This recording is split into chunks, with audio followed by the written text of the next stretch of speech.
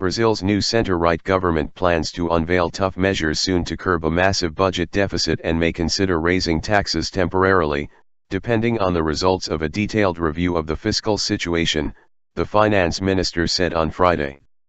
Henrique Meirelles, a former central bank governor who has been given the job of trying to haul Latin America's biggest economy out of recession, said his top priority was to return transparency to public finances.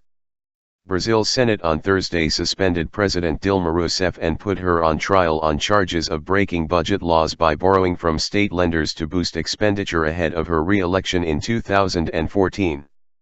Vice President Michel Temer has taken over as interim president during the trial, which could last up to 6 months, with an agenda to boost private investment and reduce a government deficit that topped 10% of economic output last year. Meirelles warned that the budgetary situation left by Rousseff's outgoing government could spell a deficit worse than the forecast 96 billion reais, $27.72 billion, this year. Preferably, taxes should not be raised.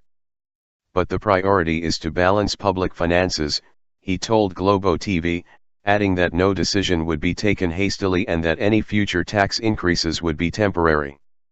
Meirelles later told reporters that he will announce the next central bank chief on Monday along with his entire team at the ministry. He said new measures to reduce the country's ballooning debt burden will be announced when the time is right.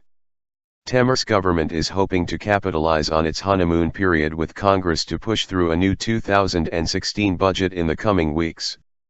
If it fails to do so, the government could be shut down as soon as next month, when it is likely to hit the deficit limit imposed by the current spending plan.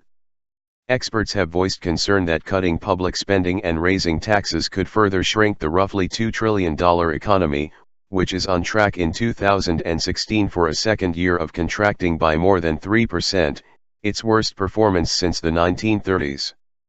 Rousseff's supporters have argued that the new government does not have a democratic mandate to push ahead with liberal economic reforms, as it is unelected and Temer took power only because of the impeachment process. Opinion polls show that only around 1% of Brazilians would vote for Temer, a veteran congressman. But in his first address to the nation on Thursday, Temer laid out a radical change of direction in strategy while pledging to maintain social programs for Brazil's poor that were introduced during 13 years of rule by the leftist Workers' Party. If Rousseff were convicted in the Senate trial and definitively removed from office, Temer would be president until elections in 2018. Meirelles said the government will seek to overhaul the pension system with the adoption of a minimum retirement age. He also said state-run banks will be managed by professionals, without political interference.